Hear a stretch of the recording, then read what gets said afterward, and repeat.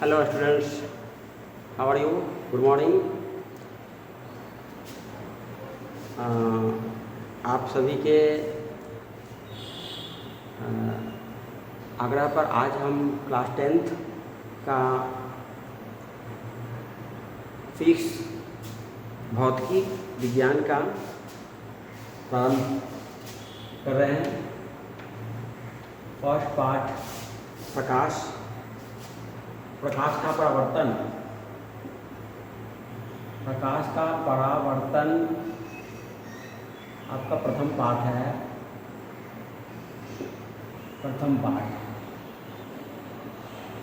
ये हम आज पढ़ाएंगे। प्रकाश का परावर्तन में सबसे पहले हम लोग जानेंगे प्रकाश क्या है। जानते हैं? आपको बता सकते हैं प्रकाश क्या है? कमेंट में लिखिएगा। अपना भी जो भी है अपना एक कॉपी कलम निकाल लीजिएगा। कॉपी कलम के साथ साथ आप जो भी हम बताएंगे उसको नोट भी करते जाएंगे, और जो भी हम बताएंगे उसमें मुख्य बातें आपको जो सुझाव होगा अपने कमेंट सेक्शन में आप कुछ कमेंट कीजिएगा। चैनल को सब्सक्राइब भी कर दीजिए ताकि इसी तरह आपका जो भी हम पढ़ाएंगे आपको मिलते रहे। फिजिक्स का सबसे बहुत इम्पॉर्टेंट टॉपिक प्रकाश क्या है? यह ऊर्जा है। Light is a kind of energy and it can also transform in other kinds of energy. प्रकाश एक ऊर्जा है। अब आप सोच सकते हैं कि ऊर्जा तो कार्य करने की क्षमता को कहते हैं, इसमें भला कौन सी कार्य करने की क्षमता है? प्रकाश में भी क्षमता है। यही तो किसी वस्तु को दृश्यमान बनाता है। इसकी अनुपस्थिति में हम कोई चीज़ नहीं देख पाएंगे। किसी वस्तु को दिखलाने की क्षमता है इसमें, इसलिए यह ऊर्जा है। प्रकाश है क्या है? ऊर्जा है। इसे अन्य रूपों में हम रूपांतरित भी कर सकते हैं, जैसे कि प्रकाश ऊर्जा को हम विद्युत ऊर्जा में बदल सकते हैं, ऊष्मा ऊर्जा में बदल सकते हैं, फिर उसको किसी अन्य रूप में बदल सकते हैं। छत पर सौर प्लेट लगा दो, सूर्य से जो आने वाले प्रकाश है उससे विद्युत ऊर्जा प्राप्त करते हैं, है ना? ये प्रकाश एक ऊर्जा है। प्रकाश हमें जो प्राप्त होता है भिन्न भिन्न स्रोतों से प्राप्त होती है। जिस वस्तु या पिंड से प्रकाश प्राप्त होता है उसे प्रकाश का स्रोत कहते हैं। सोर्सेज ऑफ लाइट ये दो प्रकार के होंगे। प्रदीप्त स्रोत या प्रदीप्त पिंड, और दूसरा अप्रदीप्त पिंड, ल्यूमिनस एंड नॉन ल्यूमिनस। प्रदीप्त पिंड, luminous objects which have emits its own light and which have its own light is called luminous objects. प्रकाश का वह स्रोत वैसी वस्तुएं जिसके पास अपना प्रकाश हो और वो स्वयं अपना प्रकाश उत्सर्जित करता हो उसे हम प्रकाश के प्रदीप्त पिंड कहेंगे, जैसे सूर्य, तारे, बल्ब, जुगनू, ये सब प्रदीप्त पिंड है क्या? और अप्रदीप्त पिंड, नॉन ल्यूमिनस, नाम से पता चला है। अ मतलब न, जिसके पास नहीं हो, जिसके पास अपना प्रकाश नहीं हो बल्कि वो दूसरे की प्रकाश को परावर्तित करके दिखता है, तो वो अप्रदीप्त पिंड कहलाएगा। जैसे चंद्रमा सबसे प्रमुख स्रोत है। चंद्रमा जलता हुआ लालटेन प्रदीप्त हो जाएगा, जलता हुआ बल्ब प्रदीप्त हो जाएगा, लेकिन बुझा हुआ बल्ब अप्रदीप्त हो जाएगा। आदमी अप्रदीप्त है। इस पर कोई भी प्रदीप्त पिंड से प्रकाश आती है तो उसको पुनः हमारी ओर परावर्तित कर देता है, जिसके बाद ये दिखता है। ठीक है, वो हो गया अप्रदीप्त पिंड। अब हम चलेंगे प्रकाश कैसे गमन होता है इस स्रोतों से। मान लीजिए बल्ब है, ये क्या है? बल्ब। यहाँ से प्रकाश छोटे छोटे बंडलों के रूप में मुक्त होता है। छोटे छोटे कण, small particles of light is called photons. Photons, what is photons? Photons क्या है? जिस पिंड से प्रकाश मुक्त होता है उस पिंड से प्रकाश छोटे छोटे कणों के समूह के रूप में मुक्त होता है। उसी कणों के समूह को हम जो छोटे छोटे पार्टिकल्स के जो ग्रुप्स हैं उसको क्या कहते हैं? Photons. Photons is the group of small particles of light. Photons प्रकाश के स्रोत से मुक्त होने वाले छोटे छोटे कणों के समूह हैं और ये हमेशा सीधी रेखा में गमन करता है। हमेशा सीधी रेखा में गमन करता है। जिस पथ पर ये गमन करता है उसको किरण कहते हैं, रेज ऑफ द लाइट। किरण किसे कहते हैं? प्रकाश जिस पथ पर गमन करता है, यानी वो जो फोटोन्स जिस पथ पर गमन करता है उसे किरण कहते हैं और ये हमेशा सीधी रेखा में गमन करता है। प्रकाश हमेशा कैसे गमन करता है? सीधी रेखा में। प्रकाश कभी भी टेढ़ी मेढ़ी रेखा में गमन नहीं कर सकता। यदि टेढ़ी मेढ़ी रेखा में गमन करता तो हम टेढ़ी नली को भी यदि देखते हैं, हाथ में लगाते हैं तो दिख जाता होगा, लेकिन नहीं दिखता ना। सीधी नली रहेगा देख लेंगे, टेढ़ा रहेगा नहीं देख पाएंगे। यदि प्रकाश टेढ़ी मेढ़ी पथ पर गमन करता तो दरवाज़ा खिड़की बंद रहा था, हम नीचे से ऊपर वेंटिलेटर की सहायता से नीचे की चीज़ देख लेते, लेकिन ऐसा नहीं ना संभव है। क्यों? क्योंकि प्रकाश टेढ़ी में रेखा में गमन नहीं करता। प्रमाणित करने के लिए हम पहले भी पढ़ चुके हैं क्लास निम्न वर्ग में, नीचे के कक्षा में हम लोग पढ़े हैं कि 3 गत्ता लेंगे, तीनों में 3 गत्ता लेंगे इस तरह से। ये तीनों में एक सीध में छेद कर देंगे इस तरह से। यहाँ पर हम कैंडल रख लेंगे, यहाँ कैंडल जलता है तो यहाँ से प्रकाश सीधे यहाँ से ताप पर या कोई भी इन पर प्रकाश आता है, लाइट लगता है। लेकिन इसको हम क्या कर लो? टेढ़ा कर दो। यहाँ छिद्र यहाँ था, अब यहाँ तो प्रकाश आएगा लेकिन यहाँ के बाद ऐसे नहीं होगा, ये नहीं होगा, इसलिए प्रकाश यहाँ नहीं आएगा, यहाँ प्रकाश नहीं पहुँचेगा। अतः प्रकाश सीधी रेखा में गमन करता है, कभी भी टेढ़ी मेढ़ी रेखा में गमन नहीं करता। अब प्रकाश की किरण को हम लोग देखें। अब देख लीजिए प्रकाश की किरण किसे कहते हैं? जिस पथ पर प्रकाश गमन करता है उसे हम प्रकाश की किरण कहते हैं, रेज। अब ये किरण पुंज किसको कहेंगे? किरण पुंज, बीम। किरण पुंज किरणों के समूह। हमें बताए प्रकाश जिस पथ पर गमन करता है उसे किरण कहते हैं और ऐसे कई किरणों के समूह को किरण पुंज कहेंगे। किरणों के समूह को किरण पुंज कहते हैं और ये 3 प्रकार के होते हैं। अपसारी, डाइवर्जिंग किरण पुंज, डाइवर्जिंग बीम, समानांतर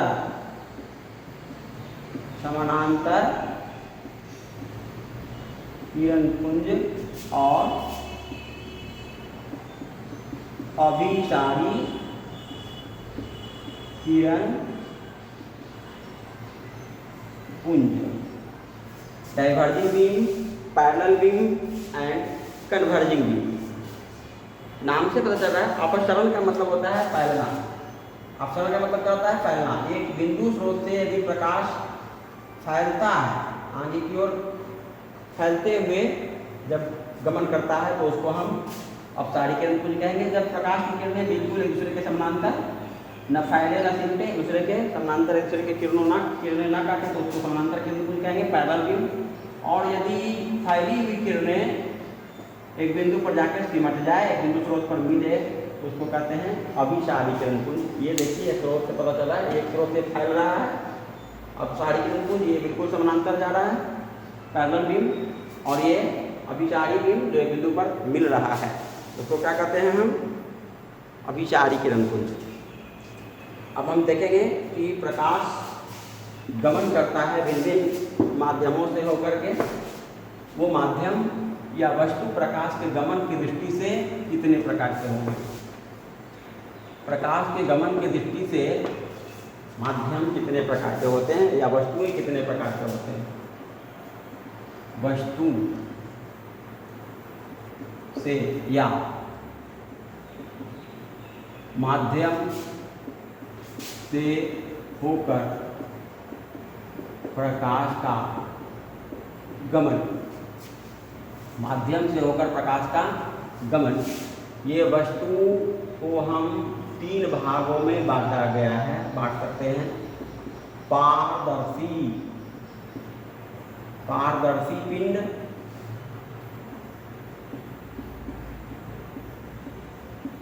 अपारदर्शी पिंड और पारभासी पिंड। वह पिंड जिससे प्रकाश पूरी मात्रा में पूरा गमन कर जाए, नो ऑब्जेक्शन। द ऑब्जेक्ट, वैसे ऑब्जेक्ट जो कोई ऑब्जेक्शन ना डाले, प्रकाश को पूरा गमन करने दे, उसको पारदर्शी कहेंगे। जैसे हवा, शुद्ध हवा, कांच, शुद्ध जल, ये सब है पारदर्शी। और अपारदर्शी जिससे प्रकाश बिल्कुल गमन ना करता, the object which does not allow to move the light is called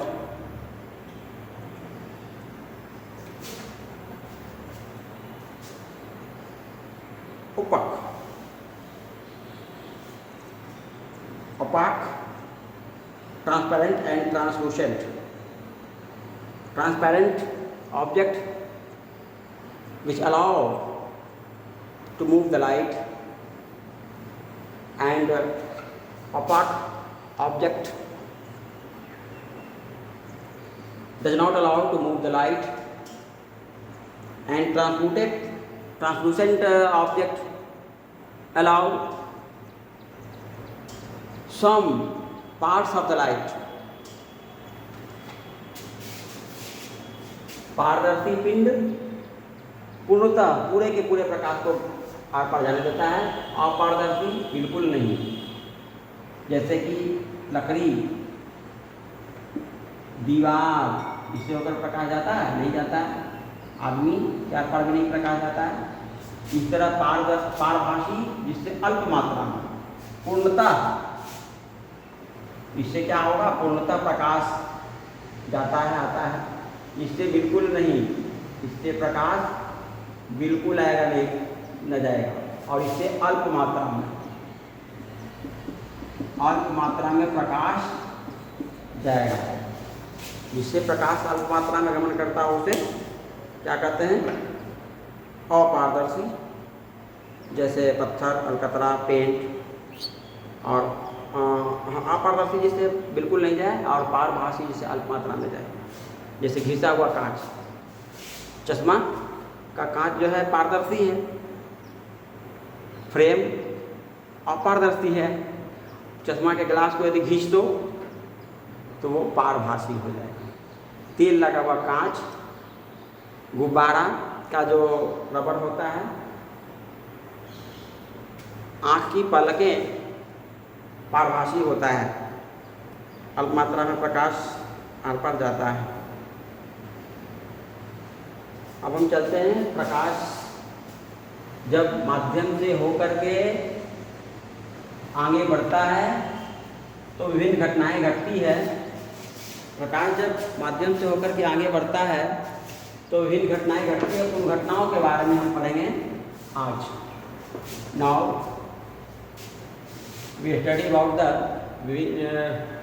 different phenomena when light moves in any medium. सबसे पहला हम लोग पढ़ेंगे प्रकाश का परावर्तन। यही प्रकाश का परावर्तन ही आप लोगों को फर्स्ट चैप्टर में पढ़ना है। प्रकाश का परावर्तन यानी रिफ्लेक्शन ऑफ द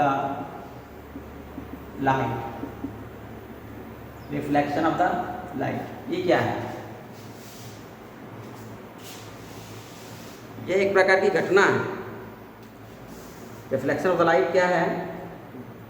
जब कोई प्रकाश की किरण किसी परावर्तक सतह जैसे दर्पण या कोई भी चिकनी सतह पर पड़ता है, ये कोई चिकनी सतह हो गया, दर्पण या कोई भी परावर्तक सतह, मान लो कोई दर्पण, दर्पण क्या हम बताएंगे आगे, या परावर्तक सतह, परावर्तक सतह, इस पर यदि कोई प्रकाश की किरणें ऐसे आया तो फिर इसके नीचे नहीं जाएगा, इसके आर पार नहीं जाएगा, ये यदि लगा हुआ है सीधे इधर ही लौट जाएगा।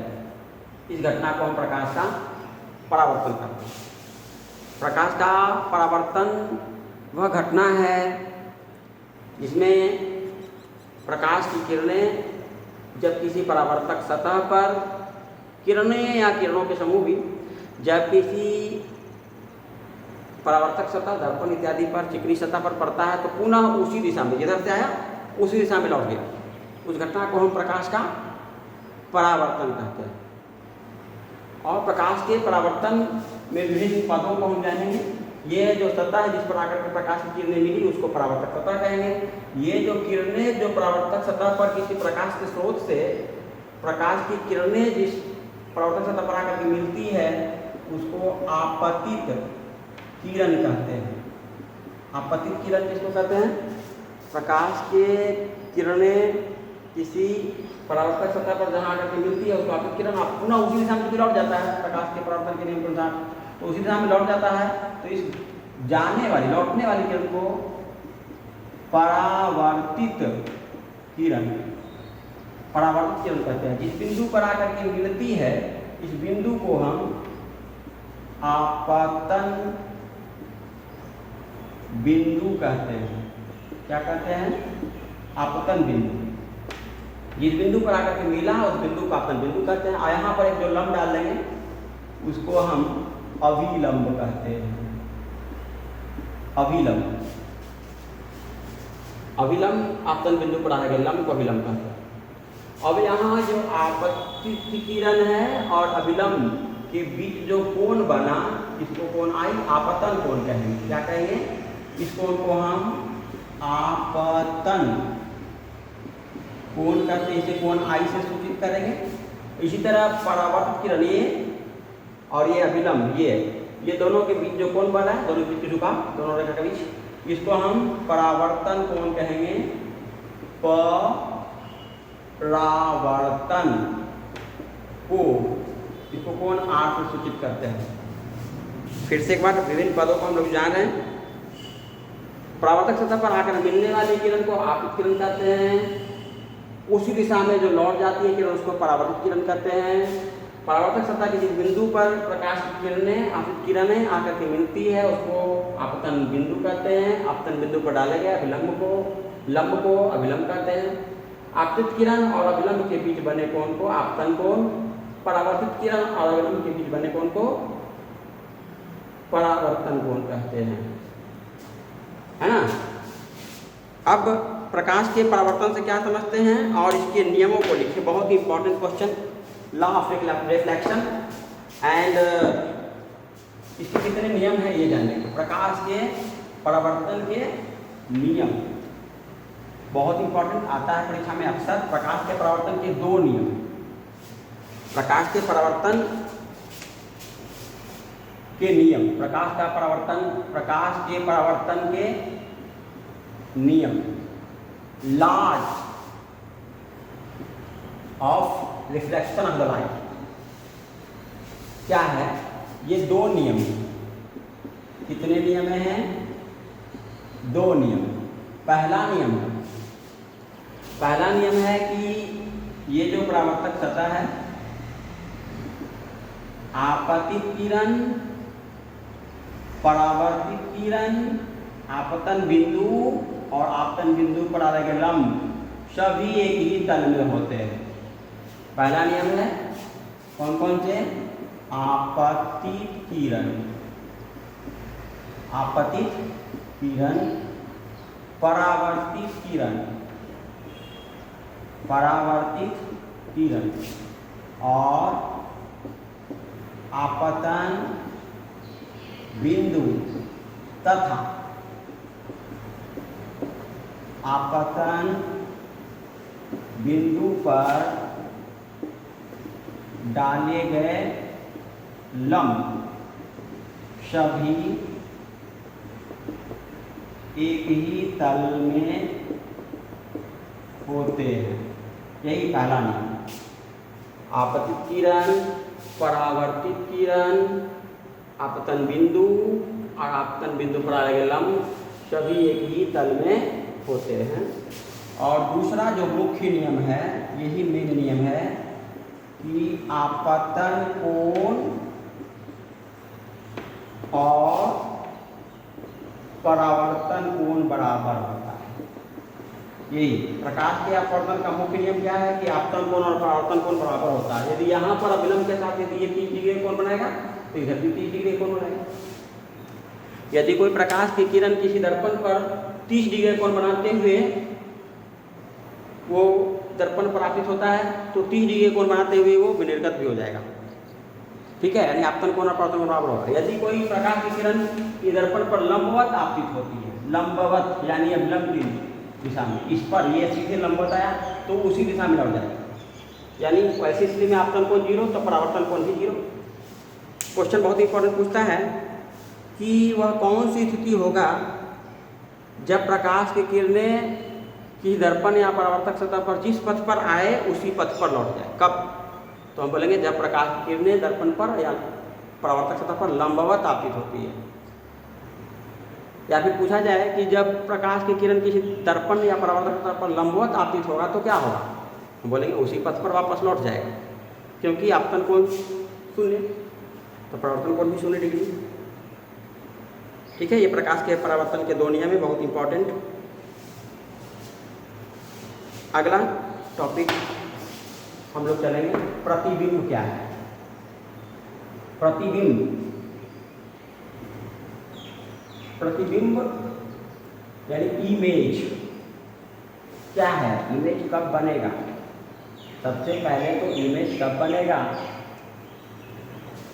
जब किसी वस्तु को हम प्रकाश के स्रोत में रखें।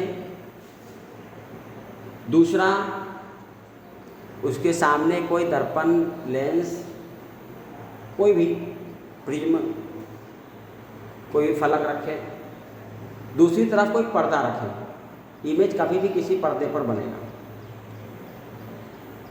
अब ये प्रतिबिंब कहते हैं कि इसको प्रतिबिंब, इमेज। अगला टॉपिक पढ़ने के लिए है प्रतिबिंब। प्रतिबिंब किसका? वस्तु का। इधर वस्तु होगा और इधर कोई दर्पण, लेंस, कुछ भी, और इधर या इधर ही, इधर इसका चाहे इधर भी या इधर भी प्रतिबिंब बनेगा। बताएंगे इधर बनेगा तो क्या होगा, इधर बनेगा तो क्या होगा, हम बताएंगे। प्रतिबिंब, प्रतिबिंब पहले प्रतिबिंब कहते हैं किसको? एक बार फिर से, वस्तु से चलने वाली प्रकाश की किरणें। नोट कीजिएगा सभी बच्चे अपने नोटबुक पर, हम बोल देते हैं। वस्तु से चलने वाली प्रकाश की किरणें, किरणपुंज दर्पण से परावर्तन के बाद, यदि लेंस रहेगा तो अपवर्तन होगा, आगे हम बताएंगे लेंस में। वस्तु से चलने वाली प्रकाश की किरणें दर्पण से परावर्तन के बाद मुख्य अक्ष के जिस बिंदु पर मिलती है या मिलते हुए प्रतीत होती है, वहाँ वस्तु जैसे जो आकृति बनती है उसको प्रतिबिंब कहते हैं। वस्तु से चलने वाली प्रकाश की किरणें दर्पण से परावर्तन के बाद दर्पण के मुख्य अक्ष के जिस बिंदु पर मिलती है वहाँ वस्तु जैसे बनी आकृति को प्रतिबिंब कहते हैं। प्रतिबिंब 2 प्रकार के होते हैं। प्रतिबिंब 2 प्रकार के होंगे, वास्तविक प्रतिबिंब और काल्पनिक प्रतिबिंब। वास्तविक प्रतिबिंब, रियल इमेज एंड इमेजिनरी।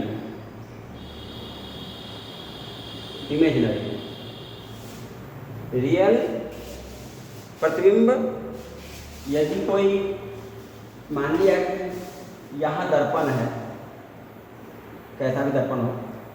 यदि यहाँ दर्पण है, चाहे वो अवतल हो, चाहे समतल हो, चाहे उत्तल हो, कोई भी दर्पण, यदि ये दर्पण है या कोई भी परावर्तक सतह है, यहाँ वस्तु है, वस्तु का प्रतिबिंब दर्पण से परावर्तन के बाद यदि वस्तु की ओर ही बन जाए, यहाँ वस्तु और यहाँ प्रतिबिंब, क्योंकि हम आँख इधर रखेंगे,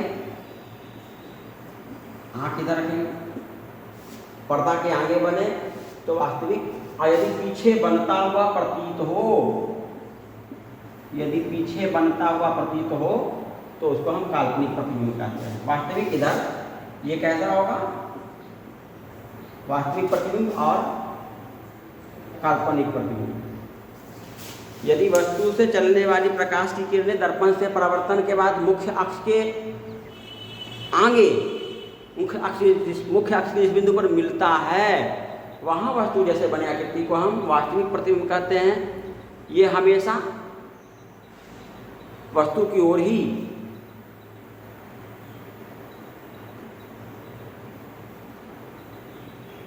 दर्पण के आगे और उल्टा प्रतिबिंब बनेगा। वस्तु से चलने वाली प्रकाश की किरणें दर्पण से परावर्तन के बाद मुख्य अक्ष के जिस बिंदु पर मिलता है, यहाँ पर मिलेगा, तो वस्तु जैसे बनी आकृति को हम वास्तविक प्रतिबिंब कहेंगे। यदि पीछे जाकर के मिलता हुआ प्रतीत होती है तो ध्यान दीजिएगा, लेंस में ये फिर बदल जाएगा। लेंस में वास्तविक जो होता है वस्तु से विपरीत चला जाता है, लेकिन दर्पण में वास्तविक प्रतिबिंब वस्तु की ओर ही या काल्पनिक प्रतिबिंब वस्तु के दर्पण के पीछे।